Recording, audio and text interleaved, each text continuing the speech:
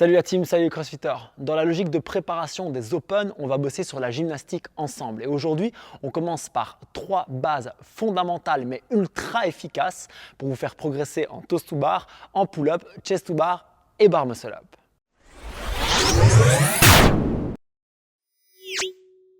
Suite à un sondage auprès de centaines d'entre vous, vous m'avez tous dit que vous vouliez progresser sur la gymnastique pour faire de meilleurs Open en 2021 qui a priori seront en fin février et en mars. Du coup, dans les prochaines semaines et même les prochains mois, on va se focaliser notamment sur cette compétence sur la chaîne. Et je voulais commencer aujourd'hui par 3 bases qui me semblent extrêmement importantes parce que si vous apprenez à les maîtriser, vous allez vraiment sentir une progression dans toute votre gymnastique et particulièrement à la cage en suspension.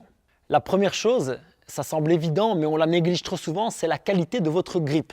Parce que d'une part, ça va vous donner forcément plus de résistance, mais aussi plus de force. Le grip de gymnastique qu'on va vouloir prendre ici, c'est un grip à pleine main. On appelle ça le hook grip de gymnastique. Le grip d'haltérophilie, c'est quand je viens mettre le pouce et les doigts autour du pouce. Et là, je vais faire l'inverse. Je vais venir mettre une pleine main autour de la barre et je vais venir enrouler la barre avec mon doigt. Bien sûr, autant que possible en fonction de la taille de mes mains. Pour moi, avec mes très grandes mains, c'est pratique. Mais de toute façon, l'intention, c'est de prendre la barre dans la main et jamais dans les doigts. Regardez, c'est très simple. Regardez la hauteur de mon poignet. Ici, j'ai la barre dans les doigts. Si je vais chercher la barre dans la main, il est clairement plus haut. Et cette légère flexion va créer 2 choses. La première, c'est que je serai plus facilement plus haut quand je vais faire pull-up, etc. Et la deuxième, c'est que tout de suite, j'ai un engagement musculaire qui se crée ici. Ce qui veut dire que si je parviens à me tenir ici en suspension, je vais être beaucoup plus fort, beaucoup plus stable et je vais avoir plus de force dans mon press down. Je vous en parle juste après. Pour bosser ce grip, la première chose, c'est faire ce que je fais. Ça veut dire apprendre à le faire avec les pieds au sol. La deuxième étape, ça va être de le faire en pull-up. Pour ça, vous pouvez prendre un élastique ou pas, comme vous le préférez en fonction de votre niveau. Mais ce qui est important, c'est que vous puissiez garder ce grip constamment actif et à commencer par là tout en haut.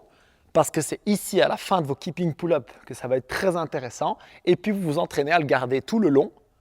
Si vous sentez qu'il va lâcher, vous tirez. Et si vous sentez que ça va bien, eh bien vous augmentez progressivement l'amplitude jusqu'à faire des reps bien complètes. Si vous souhaitez bosser ça sans être en suspension, vous pouvez prendre un kettlebell. On va faire du farmer's walk et ça va être pareil. Je vais venir mettre ma main sous le kettlebell, fermer mes doigts, enrouler mes doigts avec mon pouce. Vous voyez ici, c'est plus gros, j'ai plus de mal à le faire, mais la tension reste la même. Et regardez, naturellement, mon poignet va se mettre dans la même position. Je vais avoir la même tension dans l'avant-bras, le biceps, le pec, etc. Donc, je vais venir avec les 2 kettles, bien près du corps, bien gainé, pas contre moi. Et je vais simplement d'abord tenir, vous allez voir que c'est déjà intense. Et si ça fonctionne bien, vous marchez et petit à petit, vous augmentez la distance et vous augmentez la tension musculaire aussi. Vous voulez vraiment serrer ces kettlebells activement avec bien sûr les abdos engagés comme toujours. Bosser le grip, c'est pas extrêmement sexy, c'est un peu fastidieux, c'est vrai, mais c'est tellement important. Parce que ça va vous donner, comme j'ai dit, plus de force, plus de stabilité dans l'épaule, mais aussi plus de résistance quand vous voudrez faire des séries plus longues. Bosser avec le bon grip autant que possible. Les résultats seront vraiment au rendez-vous. Deuxième chose que l'on va bosser, ce sont les fléchisseurs de hanches en spécifique. Alors, c'est quoi les fléchisseurs de hanches? Ils ont 2 fonctions, mais celle qui va nous intéresser, nous, le plus, ça va être de monter la jambe vers le buste. Et ceci, ça va être très efficace de toute évidence en toes to bar, mais ça va aussi être extrêmement efficace en pull-up, chest to bar et bar muscle up. Pourquoi? Parce que ces fléchisseurs de hanches vont me donner de la vitesse et c'est cette vitesse que je vais retranscrire vers le haut pour faire mon pull-up. Donc par exemple, keeping pull-up, c'est tac.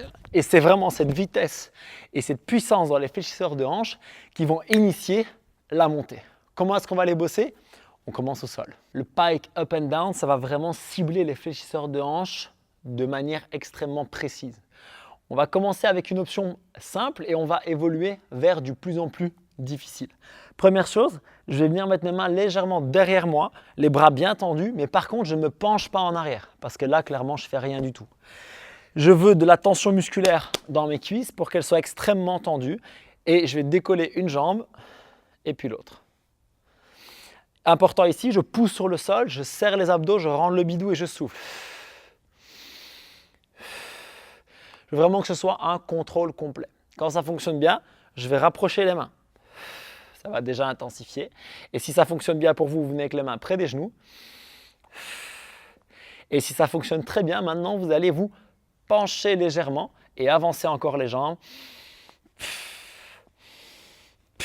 Et vous voyez que je vais beaucoup moins haut parce que c'est beaucoup plus difficile avec la tension que je viens de mettre ici. Dans un premier temps, ça c'est vraiment l'option Advanced, vous allez vous focaliser sur le fait de pouvoir tenir une posture bien active, les cuisses bien serrées et pousser dans le sol en rentrant le ventre. Ça va être extrêmement efficace. Comment renforcer ça? Vous commencez avec 3 séries de chaque côté très courtes. Moi, quand j'ai repris cet exercice après avoir eu mes problèmes de dos, j'ai fait 3 x 8. 8 à droite, 8 à gauche, 3 fois, entraînement terminé. Pourquoi? Parce que sinon, vous risquez d'avoir beaucoup de courbatures et ce n'est pas l'objectif. On va vouloir les bosser régulièrement, une fois tous les 2 à 3 jours. Série courte, 3 x 8, 3 x 9, 3 x 10. Vous augmentez petit à petit, 4 x 8, 4 x 9, 4 x 10, etc. jusqu'à vraiment pouvoir faire en contrôle. Et c'est là vraiment que vous allez commencer à avoir les impacts en haut et notamment pour l'exercice suivant.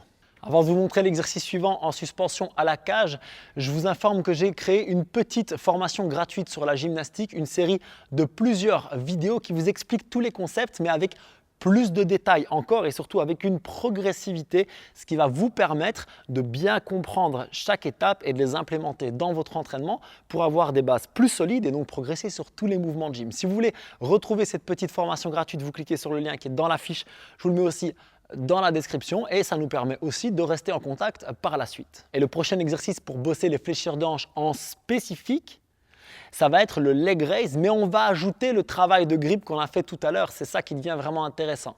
Je vais aller chercher un bon grip là en suspension. Vous voyez que je suis très actif déjà au niveau des avant-bras, du grip, des pecs et des biceps. Et de là, les bras bien tendus, je vais simplement en strict monter mes jambes là où elles montent. Je freine bien mon retour et ça me fait une rep. Vous voyez que ça, c'est déjà advanced. Si vous n'en êtes pas encore là, vous cherchez à créer un angle de 90 degrés avec vos genoux et votre hanche. Ça veut dire quoi? Vous venez là. Je veux 90 degrés à peu près, 90 degrés à peu près. Dans un premier temps, c'est très bien. Ce que je ne veux pas faire, c'est ça. Et clairement, si je ne peux pas tendre complètement, c'est une super bonne étape pour commencer à renforcer. Au début, je voudrais bien que vous fassiez des séries extrêmement courtes. 3, 4, 5 reps grand maximum, mais où vous intensifiez en freinant le retour. Regardez la différence. Si je ne suis pas actif au retour et que je fais simplement ça, après ce qui va se passer, vous voyez, c'est que je pends, je balance. Il n'y a plus de tension musculaire et ce n'est pas ça qu'on veut. On veut être super actif. Ça veut dire que je veux pouvoir presque redescendre et repartir de suite parce que je suis en contrôle complet. Ça, c'est vraiment idéal. Freiner en 2-3 secondes pour avoir un gros contrôle. Vous allez du coup bosser sur la montée et sur la descente. Vos fléchisseurs de hanches vont exploser. C'est aussi pour ça, comme j'ai dit, qu'on fait quelques petites séries très courtes. Commencez par un 3 ou 4 fois, 3 ou 4 reps. Ce sera largement suffisant. Prenez le temps de repos nécessaire ici. C'est la qualité qui compte. Et pour l'intensification, si vous êtes déjà un peu advanced, on va faire pareil. Mais on va ajouter un léger press down. Ça veut dire que je vais un tout petit peu pousser sur la barre avec mes pectoraux, mes bras bien tendus et ça va m'aider à monter encore un peu plus haut. Attention à toujours garder cette logique de contrôle au retour. Ça veut dire qu'une fois que je suis en suspension, je vais monter mes jambes, mais pas que mes jambes, je vais aussi pousser. Et vous voyez que je vais beaucoup plus haut, je contrôle et je fais pareil. Ici, le fait de pousser dans mes bras, ça facilite mon levier et ça me fait déjà monter. Vous comprenez bien que quand j'ai un press down et un leg raise strict qui me permet d'aller aussi haut, ça va être beaucoup plus facile de faire tous les autres mouvements à la cage. Vous avez maintenant le grip, la force, vous avez la flexion des hanches et il nous reste quelque chose, c'est le arc. Quand je fais du keeping, je vais avoir cette portion-là aussi qui existe. Je n'ai pas seulement la montée. Et donc, à partir de là, je vais avoir besoin de faire un bon arc, puissant bien entendu, mais surtout safe, parce que c'est là qu'on se blesse très régulièrement au niveau de l'épaule en crossfit. On veut être très prudent là-dessus. Et pour ça, il y a un excellent exercice à faire d'abord au sol et puis bien entendu en suspension par la suite. Ici, je vais venir imiter le grip de tout à l'heure avec le PVC, c'est-à-dire que je ne veux pas être là, mais ici. je vais prendre la même largeur sensiblement, donc pour moi c'est un peu plus large. Et de là, en fait, je vais venir travailler avec des extensions exactement comme on les ferait en suspension. Ça veut dire que je vais d'abord contracter les fessiers pour décoller les jambes et pas chercher à creuser le dos parce que c'est là que je peux me faire mal aussi. Je vais laisser ma tête neutre et venir décoller les jambes et tirer sur les bras tendus. Hop, et je reviens. Vous remarquez que ma tête ne vient pas avec. C'est uniquement fessier, bras et je reviens. Je vais d'abord apprendre à le faire un puis l'autre, donc fessier puis bras. Et une fois que ça fonctionne bien, je fais les deux en même temps.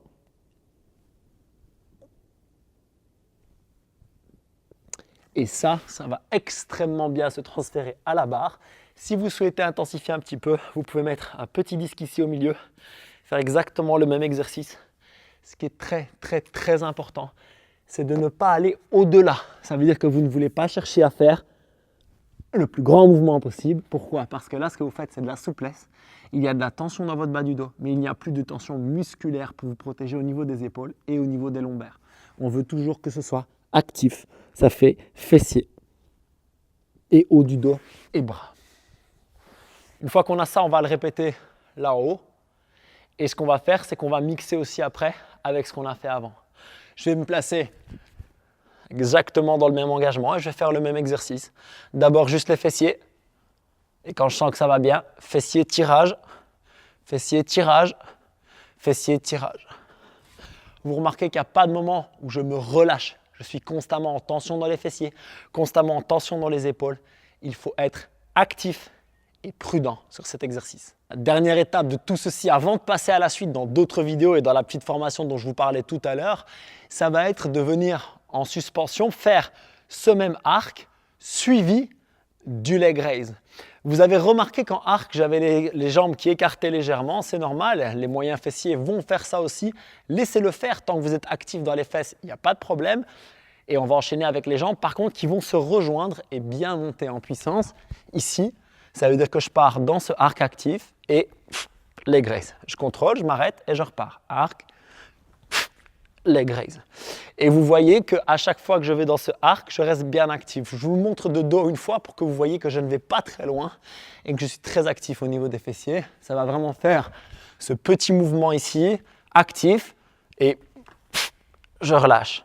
Je reviens et je pars. Pour ceux qui doutent qu'on peut faire des toes to bar ou n'importe quel autre mouvement avec si peu d'amplitude, je vous en montre quelques-uns. Vous allez voir qu'il n'y a pas besoin d'aller très loin pour pouvoir monter si j'ai un bon press down et des bons fléchisseurs de hanche. Je prends un tout petit élan et je peux aller jusqu'à la barre sans trop de problème parce que j'ai bossé sur tout ce que je viens de vous montrer. J'espère que ce genre de vidéo plus détaillé vous intéresse. Moi personnellement, c'est aussi ma passion d'analyser les mouvements et de donner un maximum de tips pour vous aider à progresser là-dessus. Dites-moi ça en commentaire si vous voulez aller plus loin avec moi. Sachez aussi que vous pouvez, comme je l'ai dit tout à l'heure, recevoir une petite formation gratuite sur la gymnastique qui va vous aider vraiment à décomposer les étapes, les comprendre et aussi à progresser pour avoir des grosses bases et évoluer dans tous les mouvements de CrossFit en gym ensuite. Pour l'avoir, vous avez le lien dans la fiche, dans la description, je le mettrai aussi dans l'écran de fin. Comme ça, c'est hyper simple pour vous. Et puis, si vous pensez que cette vidéo peut intéresser quelqu'un d'autre, je suis certain que vous connaissez au moins une personne qui galère en gym et que c'est le cas de tout le monde. Et franchement, personnellement, quand j'ai démarré, ça m'aurait vraiment fait du bien parce que je n'ai pas du tout un gabarit construit pour la gym et j'ai dû tout apprendre, désapprendre, réapprendre. Bref, ça a été un chemin et si vous voulez aider quelqu'un d'autre à être sur ce chemin et à bien évoluer dessus, envoyez-lui la vidéo, je suis certain que ça lui fera plaisir. Quant à moi, je vous retrouve bientôt pour la suite, d'autres vidéos comme celle-ci, très analytiques et puis aussi des workouts un peu plus simples ou en tout cas avec moins de matériel, moins de technicité à faire à la maison ou en dehors parce qu'on est tous dans des conditions différentes pour le moment et j'ai envie quand même qu'on continue tous à s'entraîner un maximum. Prenez soin de vous, prenons soin de nous tous et continuez à vous entraîner dur, bien entendu, et intelligemment, vous l'avez compris. Peace!